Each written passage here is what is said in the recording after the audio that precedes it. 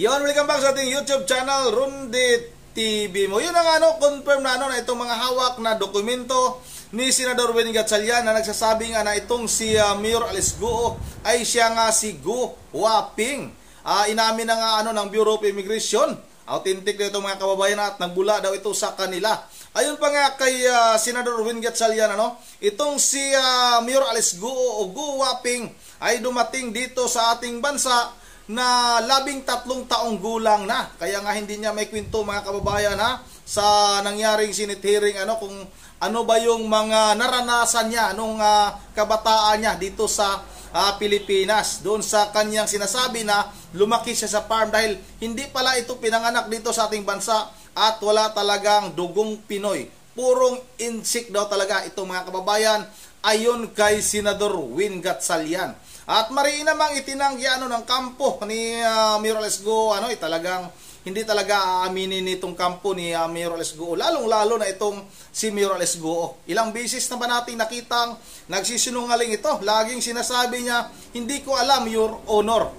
Ganun talaga. Lagi ang kanyang mga kasagutan. Lalong-lalo na ngayon na ito na yung mga hawak na dokumento nitong si Senador Win Gatchalian na nagpapatunay na wala talaga siyang dugong Pinoy. Ay dapat na nga daw itong ipa-deport mga kababayan. Ayon sa ating mga nababasang komento Yun na nga, ayon pa kay Senador Win Gatchalian, maari itong tumakas, maari tumakas itong si Guo Huaping o Mayor Alice Guo dito sa ating bansa at wala naman daw makakapigil sa kanya kung talagang tatakas ito sa ating bansa. Dahil hindi naman ito Pilipino. Kung talagang insik ito, talagang tatakas at tatakas ito mga kababayan. Ibig sabihin ba, hindi na mapapanagot itong si Mayor Alice Guo sa kanya mga ginagawang kasalanan dito sa ating bansa. Mayroon pa tayong ilalabas mamaya mga kababayan na itong si Mayor Alice Guo ay napakadami palang pinapapatay nito doon sa kanilang lalawigan.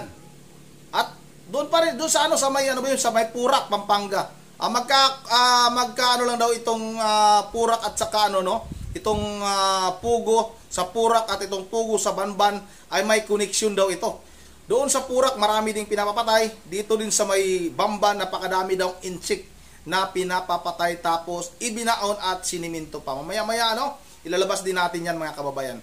Ito na, wag na natin itong patagalin at sabay-sabay na natin itong panoorin. At kaya na lang yung bahalang humusga. Ito na, panoorin natin ito. Magandang gabi, Harleen. Saan ba galing ang mga dokumentong inilabas ni Senador Gatchalian? At ito ba ay validated o authentic? June, ayon kay Senator Sherwin Gatchalian, galing yung mga dokumento sa Board of Investments at Bureau of Immigration at kanina nga June sa ating panayam sa BI, kanilang kinumpirma na galing sa kanila at lehitimo ang mga dokumento na ibinigay sa Senador. June, mariing pinabulaanan ng kampo ni Bamban Tarlac Mayor Alice Guo ang paratang ni Senator Sherwin Gatchalian na posibleng Chinese citizen ang alkalde.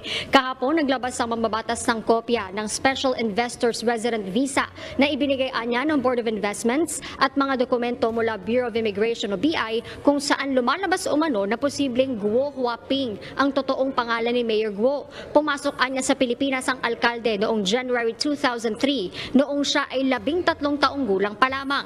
Ayon sa isa sa mga abogado ni Mayor Guo na si Attorney Nicole Hamila, walang alam o kinalaman si Mayor Guo sa mga dokumentong ipinakita ng senador. Hindi rin anya kilala ng alkalde ang sinasabing Guo Huaping. The allegation and Mayor Alice Guo is ready to face any legal consequences or any battle in the proper forum po to assert her claim. Sa ngayon po, hindi po namin masabi na kilala kasi in the first place, itong taong sinasabi nila is allegedly born sometime on 1980. So, which makes that person 44 years old right now. Hindi po niya kilala personally yung tao na binabanggit dito. June muli rin anyang iginiit ng alkalde na ang kanyang tunay na ina ay si Amelia Leal na isang Pilipino at ang kanyang totoong pangalan ay Alice Leal Guo na nakasaad sa kanyang birth certificate at hindi Guo Huaping na sinasabi ng mambabatas. Nanindigan din anya itong patunay ang kanyang Philippine passport na siya ay isang Pilipino at nanalong mayor ng Bambantarlac dahil isa siyang lehitimong residente at wala umanong dudang Pilipino. Sa ngayon, pagtutuunan na muna anya ng pansin ng kampo ni Mayor Guo ang paghahain ng counter affidavit laban sa mga reklamong inihain sa ombudsman laban sa alkalde. Samantala, June, kinumpirma naman ng BI na galing sa kanila ang dokumento na inilabas ni Senator Gatchalian. Ayon kay BI spokesperson Dana Sandoval, galing ito sa Board of Investments bilang parte ng records ni Guo Huaping sa aplikasyon ng kanyang visa.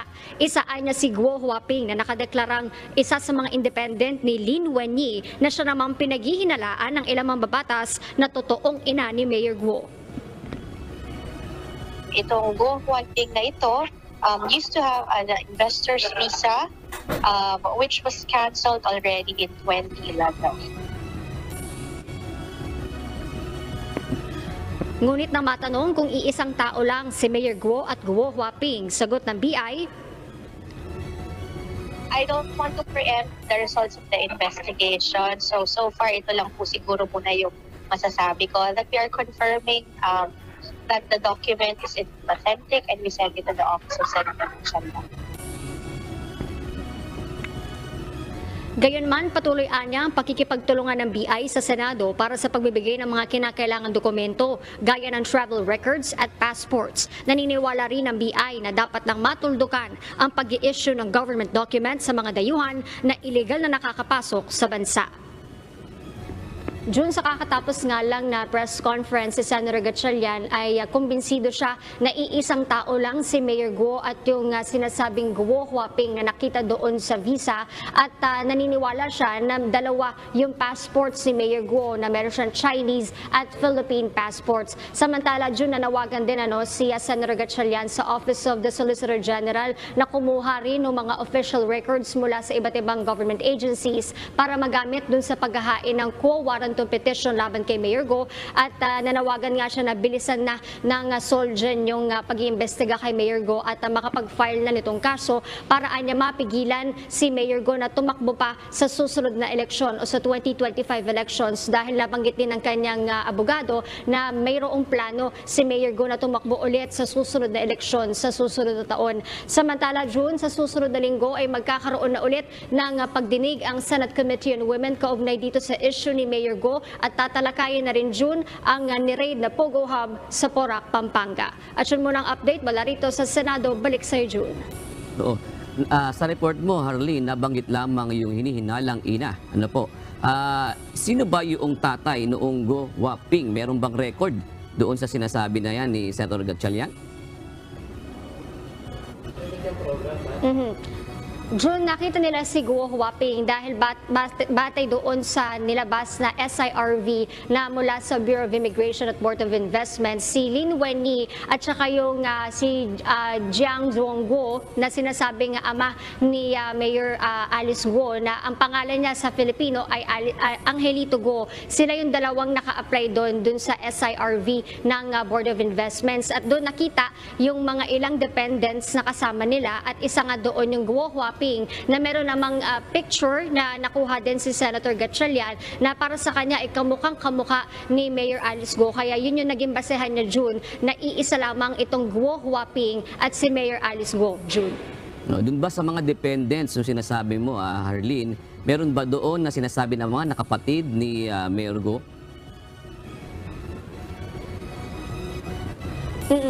John, hindi nang malinaw doon pa sa ibinigay na SIRV ng Board of Investments at BI kung nandun yung ilan pang kapatid ni Mayor Guo kasi lumabas doon sa hearing na 4 silang magkakapatid allegedly and meron doong dalawa, si Sheila at saka si Simen Guo na ipinakita yung birth certificate sila na nakuha nila Senator Risa Hontiveros pero hindi pa malinaw, June, kung kasama yon sa mga naisumite na ng BI at Board of Investments sa Senado doon sa mga dependents na kasakasama nitong Guo Huaping na pumasok dito sa Pilipinas, June. Last na lang, Harleen, ilang taon na yung dapat ngayon yung Guo Huaping at itong si Mayor Guo naman tutugma ba sa taon nila o gulang nila ngayon? June, ayon kay Senator Gatchalian, lumalabas na 37 years old na itong si Guo Huaping at si Mayor Alice Guo naman ay 34 years old. So ang isa sa mga nakikita, June, ni Senator Gatchalian ay pinatanda allegedly ng tatay ni Mayor Guo, si Mayor Alice Guo, doon sa pag-apply ng mga birth certificate at iba pang records para makapag-invest din dito sa Pilipinas at makabili ng lupa. Ang hinala, June, ni Senator Gatchalian, yun ang naging pakay para makabili ng lupa dito sa Pilipinas at doon na magamit para sa kanilang negosyo. Kasi kung papasok siya dito, June, base doon sa mga records na ibinigay ng BI, lumalabas na 13 years old at minor de edad pa lang itong si Guo Huaping na pinaghihinalaan ni Senator Gatchalian na si Mayor Guo. So hindi pa siya eligible para mag-invest at hindi pa siya pwedeng bumili ng lupa. So ang iniisip or hinala ni Senator Gatchalian ay sinadya ng kanyang ama doon sa birth certificate na mas matanda siya para maging eligible makabili ng lupa at para sa kanya para makapagpatayo ng Pogo Hub dito sa Pilipinas. June. Last na lang, Harleen. Meron bang sinasabi Senator Gatchalian na ito ay initial pa lamang o meron pang mas malalalim na mga dokumento na nahukay ang senador? June, yan ang malalaman natin sa susunod na pagdinig dahil isa pa doon sa marami pang hinihingi actually yung mga senador. Pero sabi ni Senator Gatchalian, kung siya ang tatanungin, patapos na itong issue na to kay Mayor Guo dahil para sa kanila malinaw na may connection si Mayor Guo sa Pogo at isa siyang Chinese citizen. Sa susunod na linggo, June, ang inaasahan natin yung magiging assessment ipepresent na ng Anti-Money Laundering Council yung kung may nakita ng any evidence doon sa nakikita ng mga senador na possible money laundering kaugnay ng Pogo Hub at koneksyon ni Mayor Guo sa Pogo. At isa din, June, yung napag-alaman sa executive session na tatalakayin malamang sa susunod na linggo, isa yan sa mga magiging sentro, yung tinatawag na Pogo Web, kung saan may mga businessman at mga politiko ang sinasabing dawit dito sa Pogo Hub. June. Naku, interesting yun na sinasabi mo, Pogo Web. Tutok lang, Harleen Delgado.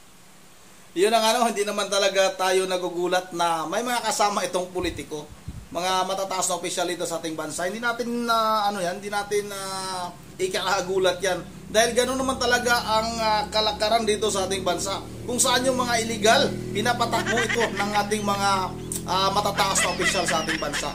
Yun lang abangan rin nila, hintayin nila kung bantayan pala nila.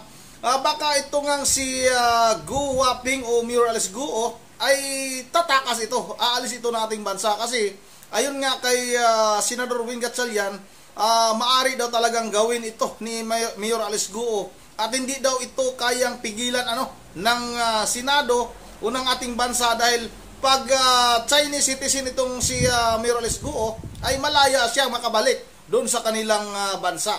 Yun na nga mahirap dito dahil hindi man lang baka hindi man lang maparusahan, hindi man lang mapanagot itong si Mayor Alice Guo sa kanyang mga ginagawang kasalanan dito sa ating bansa. Sa bagay, mga kababayan, pag marami kang pera, kaya mong gawin kahit ano. Itong si Mayor Alice Guo, napakayaman nito ha.